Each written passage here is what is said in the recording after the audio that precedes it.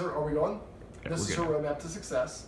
She's like, I'm going to go straight for the bag. I'm not going to go over there. And you can see this lean and that little twitchiness. She's got cortisol in her blood, and that's a stress hormone.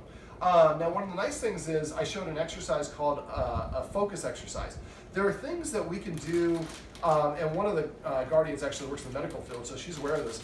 But dogs have, there's the cortisol, which is a stress hormone, and she'll probably be able to tell me the third one that I always forget. But we also have oxytocin, serotonin, and there's a third one that's a pleasurable endorphin. And the body can't produce both at the same time. So if your body is producing cortisol, it's not producing those pleasure ones. So serotonin is what mothers get released in their bloodstream when they're breastfeeding their child, and it helps you bond with the child, and also does the same thing for the child. Same thing happens for the dog if the dog voluntarily looks you in the eye. You're kind of blocking the shot here, so let's put you over there. Yes, I know. It's right there. And so I went over a focus exercise. Now, the way that I teach focus, which is to get the dog to look us in the face, is different. A trainer will typically do the focus exercise like this. And see how the dog immediately looked at me? It's achieving what I want, the dog's looking me in the face, but it doesn't release any serotonin into the dog's bloodstream. Where if the dog voluntarily looks at you, which is the way that I teach it, achieves that. So I'm not going to go through the video. You got to hire me to come to your house to show you how to do that. But I'd like the guardians to practice that focus exercise. Everybody in the family once or twice a day. Now we have two little ones. It'd be nice if the little ones are paired up with the big ones. So maybe you're doing it and then one of your children is doing it after. But this way we train the dog to look at us in the face. She doesn't have a problem doing this with the humans, but I think being able to do it on command, we can stop the cortisol by producing the serotonin and oxytocin. And now the other thing is, eventually we can have guests doing that exercise with her as well. Now when she looks at you guys, the members of her family, with a long gaze, that's like a kiss or a hug. But if she stares at somebody that she doesn't know, that's really more of a warning, or it can be a confrontation. And so if we train her to look at guests in the eyes and have a reward delivered, and she's doing it on her own, now we're producing those pleasure endorphins when she's interacting with guests that right now scare her. So we achieve something physiologically as well as psychologically. Now to help her not feel so stressed out, I'm going to sit on the dog bed if you're not going to, because you were sitting half on the couch. She's a Great Dane, and she would sit with her butt on the couch, kind of quasi-sitting, quasi-standing. And she's a great dog, but she's just really stressed out. And so you'll see this lean, and that's a good indication, that little twitchiness. So basically, eventually we'd like to see guests come over and she doesn't have that feeling. Now, a lot of guests come over, what do they want to do? I'm going to show you I'm a good person by petting you. See what she's doing? She's moving away. She's saying, I'm not comfortable with you touching me. I'm not comfortable with you being here. The more you touch me, the more creepy I think you are. So what we want a guest to do is to ignore her. Basically, just going to have them come in. We'd like to arrange, I'd like to have the guardians have a friend come over once a week, somebody that she doesn't know. Sit. How about a sit? You're kind of blocking my shot. It's okay, but I want you to be able to see me. So if we have a guest come over, we're going to practice doing kind of a sequestered greeting. So when the guests come over, and especially there's a special family member who, if she's watching this, the dog loves probably more than anybody else out of her immediate family, and gets really excited when this particular family member comes. Well, the family member comes in and starts petting her.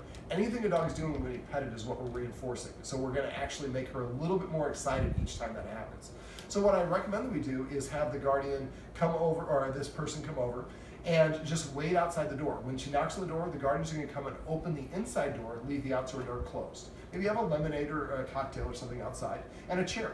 And then that relative is just going to sit there and wait. Now, as soon as she mellows out, then the guardian is going to get up and start walking towards the door. Or if she's standing, she's going to reach for the handle. As soon as she does that, the dog's going to start wiggling, pull your arm back, and sit down. I call this light switch off, light switch on. Light switch on is engaging with the dog, trying to talk to the dog, rewarding it, petting it. Light switch off is disengaging with precise timing. Like I said, you only have 3 seconds to correct or reward a dog for them to have the ability to make the connection. It's right over here. See, I'm doing a weird hand thing. You gotta come and get it. All right. And so if we basically practice this and the person comes in, but as soon as the dog gets excited, the person stops coming in. As soon as I calm down, the person starts coming back in. After enough repetition, the dog will figure this out and start offering a calmer behavior, because that achieves what she's looking for. And the more this happens, the quicker this will happen. Now, when we have guests come over, she was a little bit barking at me in kind of an insecure, territorial fashion. And so we wouldn't want to use the same approach for that. What we would do is have the guests come in, the guest should ignore her. Don't look at her, don't talk to her, certainly do not try to pet her. We're going to give the guest a handful of really high value training treats, probably the tricky trainers that I use. And as the guest comes in, they should drop a treat every step. So they take a step, drop, take a step, drop, take a step, drop. And she probably is not going to have anything to do with them. She'll probably eventually go around here, go to the front door. Let's come over here, sweetheart. And I picked the bad spot, didn't I? And basically, she's going to go follow behind the guest and give all those treats. Now the guest is going to have the guest scent on the treats, but the guest is not actually delivering them to her. Now the guest wants to play a little hard to get, and so I'll do this to keep you over here. And so when the guest plays a little hard to get, we're going to wait for her to come to them, and they're still not going to try to pet her. What we're going to do at that point is we're going to tell her to sit, and we worked on her catching treats. Catch is a wonderful way for insecure dogs to engage and meet new people because they get to do it at a distance that they feel comfortable with. Now make sure the guest doesn't go 1, 2, 3, just one and let it go. And every time she catches it, say the word catch. Now to work on her catch, I'd like the family to practice this in the home, maybe once or twice a day. Get about 10 treats and have one of the kids sitting next to the dog. And then basically throw the treat at the dog. If the dog doesn't catch it, we pick up the treat, and the dog they get it if they catch it out of the air. That motivates the dog to want to do that. So she can catch flies, so I'm pretty sure she'll be able to do it pretty easily. But a little bit of practice will help. And we want to practice, like I talked about off camera, in the easiest capacity possible, which is with the people that she loves and trusts. And so once you can do it with them, and then a guest comes over, and then this becomes the ritual. Every time a guest comes over, treats fall from the sky, and they sit down and they throw treats at me. At first she might be 10 feet away, then 8 feet, then 6 feet, and she might get up and do this at different times. We'd like to, or at different distances, but eventually she'll get closer and closer.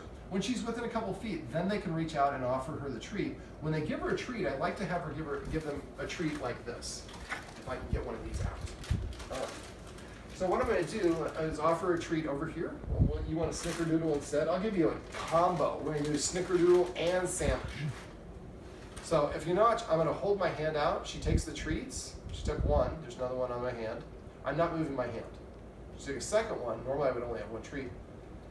The treats are over here. But normally the dog will come back and engage with your hand 2 or 3 times. That gives her a chance to sniff the person without actually having them interact with her. The more that they try to interact, the more that she's going to be stranger danger. The more that they don't interact, the more confident and comfortable she's going to be with them. I've been here with her over 3 hours, and I'm still not really trying to pet her because every time I reach for her, you see how she withdraws? Well, that's her way of saying I'm uncomfortable. If I continue doing what I want to do, then I'm not showing respect for her, and that tells her that I have to defend myself with this guy. But if I reach like this and she stops, or she moves away and I stop, sometimes she'll come back to the hand. But she's not moving away because I'm earning trust through my actions or inactions. You want that bag of treats, don't you? Okay. We also went over petting with a purpose and passive training. Make sure we're doing those and use the watch words. Paycheck means I think you're petting without a purpose. Reward or recognize means I missed an opportunity. So let's say I'm sitting here talking and she comes up like this and somebody sees that she came. I should be petting her for coming because this is a desired behavior. We're not right there because she was a little bit spooked. But if she comes to me on her own, I should reach over and pet her and say, come. Yes, smack the lips is different. But basically, I'm rewarding her for desired actions behavior. So every time she lays down, pet her and say, chill. Every time that she comes, pet her and say, come. Every time she sits, pet her and say, sit.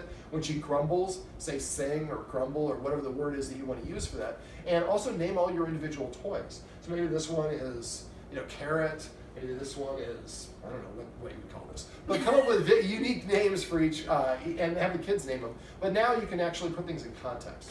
Now, when dogs are stressed out, they like chewing on things with their mouth. She's been very stressed out, and the guardians have really struggled to find toys that she can actually not have without destroying. So I recommend getting some nylobones, rigid nylobones. If she's breaking them off, then maybe not doing the nylobones. But yes. When it comes to Kongs, black Kong toys are stronger than red Kong toys, so try to always get black Kong toys. I would also get some elk antlers, and I would get a water buffalo horn. Make sure that's solid all the way through. It will be expensive. It will probably outlast the dog. They're not indestructible, but it's a great shoe. And I'm not trying to pet her while she's doing this, and we want to. But the more that she does that, and I don't do this, because you saw she moved away, and she's still got the skittishness. Let me see, what else we went over rules and structure, because that's really going to help reduce the cortisol in her blood by her seeing the humans enforcing rules and acting like leaders. So one of the first things we went over is feeding. Dogs eat in the order of their rank. So I'd like the guardians to eat something before they feed her. Just 5 or more bites of pepperoni. I prefer something crunchy if possible, but it can be whatever. Snickerdoodle will work. And after that, then we give her permission to eat. And I'd like the guardians to come up with a fun command word that means permission to eat your food. So if you guys like going to, Dario's, then you call it Dario's, or sushi, or pasta, or meatball, or whatever you want to say. Come up with a one-word command. The first time that she takes a bite, or the first bite that she takes, yeah, you're smart. For like 2 months, the first time she takes a bite of her food, we say the word sushi. And after a while, we say sushi, and that context of when I hear sushi, there's food in my mouth. That's clearly what sushi means. It's time for me to eat. But by eating in front of her, that helps her see them as having more authority. Another rule, the guardians already kind of have a rule, no furniture. She still tries to do this a little bit, and I think when she spends the night or spends some time at her favorite person's house, that person might let her on the couch. And that confuses the dog. We look at breaking the rules as a reward for the dog, but if the dog's not allowed to do that here, but I'm allowed to do that there, a higher dog sits, the more rank or status they have. So if we let dogs sit at the same height as us, that's one of the ways we say we're equals. Although we love her and we want her to be calm and balanced, if she thinks that she's in charge of the humans and we don't listen to her, that stresses her out, and that's related to why she's so stressed out. Yes, I know you don't want another one. We'll give you another one in a minute. How about a sit? You sit? So I don't say a command multiple times. Sit. So it's here waiting for her. Sit. If I keep on repeating it, now I had a lure, but if I say the command word over and over again, I'm just whittling down my authority. So instead, say it once. If she doesn't do it, then she doesn't get the reward. I turn the light switch off. One of the rules that I went over would be, a good example to this is, I love that you're engaging with me, but you're doing it in the wrong, the only position I don't want you to be in, is to have her sit at the door. So if I go to the door, I tell her to sit. Sitting is a more subordinate position. So if I say sit and she doesn't sit within 3 seconds, I walk away. At this point, I'm in control of something that she wants. She wants to go out the door, she has to sit for me. Smallest thing you can do as a dog. And if he can't be bothered to sit, I can't be bothered to open the door. After 3 seconds, if she doesn't sit, I walk away or sit down somewhere and wait 1 minute. Ask Siri or Alexa for a 1 minute timer. After 1 minute, go back to the door and tell her, sit. Don't ask. And if she doesn't, like she did in there, then I walk away this time for 2 minutes. Next time for 4 minutes, then for 8 minutes. So each time she doesn't, she grumbles. Complaining, yeah. Yes. Why you're not giving me the treats? And never correct your dog if it growls. That was a grumble, but a lot of people correct their dogs with growls. I just worked with a family, and they were punishing the dog when it growled. And so the dog said, fine, I won't growl anymore. I'll just go straight to biting people. You don't want to deal with that. So remember, growl is a warning or a way of communicating, I disagree. So, chill. Now, if a dog lays down, that's a good indication that I feel calm and confident and comfortable. Now, she's facing me, so it tells me she's not fully comfortable, but she's pretty close to me. So when she starts laying around guests that she's normally reacted to, that's a good indicator that she feels comfortable. Going back to the rules with the person who lets her on the furniture, I know that you're trying to do something good for her, but it's really going to confuse her. So we want to be consistent in the enforcement of the rules for at least 30 days or as long as the fearful state is still going on. So if that person would like to hang out and cuddle with her, we can put a whole bunch of pillows on the floor, make a floor pillow, some blankets, and lay down and pet her as much as you want. But that way you're going to her level as opposed to her going to our level. So for the door, we're going to keep on doubling the length of time until when I go to the door and say sit, she sits, I open the door, that's the reward. And eventually I do it with both directions, coming in and leaving the door. She shouldn't be within 7 feet of anyone who's eating. The video above this shows you how you can establish invisible boundaries and teach your dog to respect them. Another rule would be not allowed in the kitchen when we're preparing food. The kids should practice coming and having a snack here in different places in the house. Enforce that 7-foot boundary so we can help the dog practice the behavior we want when we have time to enforce it. Eventually she'll just start respecting the rules of the law on her own. Let me see, what other rules? Do you have stairs? Does she run up and down the stairs ahead of you? Sometimes. If She's she not does, terrible, but if she does, then you might want to teach her to stay, and then you take the stairs first, and then ask her to come up after you. And if you are going through the door first, make sure going through the door too. Make sure you're going through the door first. Chill. Now, if I give her a treat, she might not reach a pet her. That might spook her. So I can just say the word if I don't happen to have a treat handy. We call this Paris because one of the little girls is going to eventually go to Paris someday when she earns enough money to go to Paris. But right now, she can send the dog to Paris anytime she wants. So remember to throw those treats here or leave those treats here, and anytime the treat goes in the dog's mouth, say the command word after it goes in the mouth. Now I also showed the guardians a leave it exercise. I'd like them to practice that. And again, have the little kids practice that with the parents, so couple them up. That's a good sign. Side saddle means I'm a little bit more comfortable. And so basically, leave it exercise. At first we do it with the hand, then we're dropping it, and then we're waiting for the dog to look at us. And once it looks at us, now we're going to start waiting 1 second, then 2 seconds, then 3 seconds. And we never let them have the thing that we drop. We're always going to deliver from the other hand. Both guardians, when they were doing, they were dropping, and then the dog was looking at them, but really looking at the treat full of hands, or the handful of treats. So when you do it, before you drop it, put the hand that you're going to deliver the treat from behind your back or at your side, drop it, and don't motion, because that'll attract the dog's attention. As soon as it looks at you, leave it. And then eventually looks at you plus 2 seconds, then we go leave it. And gradually work your way up to it. And eventually it gets to the point where you throw like a handful of treats on the floor, and the dog's like, looks up at you, and you call the dog and it walks across them and gets another great reward from you. The guardians might also want to look at getting, well, she's got a sensitive system, but I think it's really probably more stress related than anything else. I mean, I could just tell how much cortisol she had in her blood just from observing her for a couple minutes. The more the guardians enforce these rules, and that's why it's so important the person who really loves her also enforces these rules, because although she means, like I said, to love her, she's really going to confuse the dog and thinking, I need to protect the humans, but the humans don't listen to me. That stresses me out. And the more that I get stressed, the more reactive I have to get, and it's just a cascading effect. Now, we can use the focus exercise. She doesn't like the trash truck. It came here earlier. Now, I did use a little counter conditioning for that. And for counter conditioning, what I did is she was looking outside at the window at the trash truck, and I just started feeding her treats. She wasn't barking, and I'm just feeding her these treats. So we're creating a positive association. The trash truck comes, all of a sudden I'm getting treats shoved in my mouth. Well, I have to really shove them over and over, a really quick succession in order to keep her from looking back at the trash truck. If I do the focus exercise and we work up that 15-second focus, then I'm going like this, and it takes a long time, and so we might only have to do 2 treats before the trash truck turns around and goes away. Remember for the focus exercise, 1 second, 1 second for all 12 treats, and don't move your hands and make your hands look uniform on your knees, and don't move them around. And then eventually it's 1 second, 2 seconds for all 12 treats. Then 1 second, 3 seconds, and within a week you want to get to 1 second, 15 seconds on that second movement. The dog's maintaining facial contact, not eye contact. Once you can do that in the house, then we do it out in the backyard, but let her go sniff around first. And then practice it and go back to 1 second, 1 second. And eventually we want to do it on walks, and you might want to even walk her around the backyard on a leash. But again, let her explore first. Otherwise, you don't want to compete for your dog's attention. If your dog's barking at a squirrel, and you just keep on saying, come, come, come, and the dog's barking at the squirrel, and you're just watering on your authority and saying, you don't have to listen to me. If I'm driving down the street and a police officer says, slow down, and then I keep on speeding and he doesn't ever pull me over, I'm not going to respect him. So that's why police officers pull me over all the time. It's an inside joke there. But basically, we want to follow through and show that consistently and dispassionately we are going to enforce the rule. And the rule is in place. It doesn't matter how cute you are or whatever it is. This is the way it is. And you should think of violating these or letting the dog outside have access or breaking these rules as a privilege. So I'm going to allow you to be on the furniture, if we ever get to that point, for good behavior. But if I invite you on the furniture and you start barking, you have to get down.